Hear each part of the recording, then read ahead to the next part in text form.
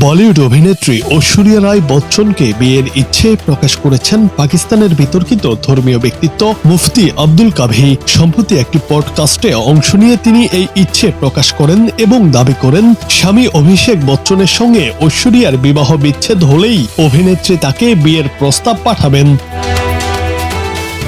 ভারতীয় গণমাধ্যমের খবরে বলা হয়, মুফতি কাভি সেই পডকাস্টে বলেছেন, অভিষেক ও ঐশ্বরিয়ার দাম্পত্য জীবনে নানা সমস্যা চলছে বলে তিনি অবগত। তার দাবি, তাদের বিচ্ছেদ হয়ে গেলেই ঐশ্বরিয়া আমার কাছে বিয়ের প্রস্তাব পাঠাবে। তবে আমি কখনোই চাই না যে তাদের বিচ্ছেদ হোক, কিন্তু যদি সত্যি তাদের মধ্যে এরকম কিছু হয় তাহলে নিশ্চয়ই ঐশ্বরিয়া আমার সঙ্গে যোগাযোগ করবেন।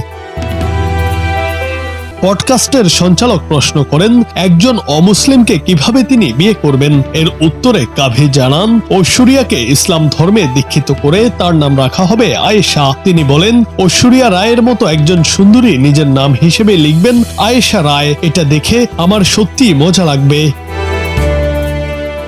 পাকিস্তানের ধর্মীয় ব্যক্তিত্ব মুফতি আব্দুল কাভি এর আগেও বিভিন্ন বিতর্কিত মন্তব্যের কারণে আলোচনায় এসেছেন। ঐশ্বরিয়া রায়কে নিয়ে এমন মন্তব্য করার আগে তিনি ভারতীয় অভিনেত্রী রাখি সাওয়ান্তকে নিয়েও মন্তব্য করেছিলেন। কাভি দাবি করেন, তার উপদেশ মেনেই রাখি ধর্ম পরিবর্তন করে নাম রেখেছেন ফাতিমা। এর আগে রাখিকেও বিয়ের ইচ্ছে প্রকাশ করেছিলেন তিনি।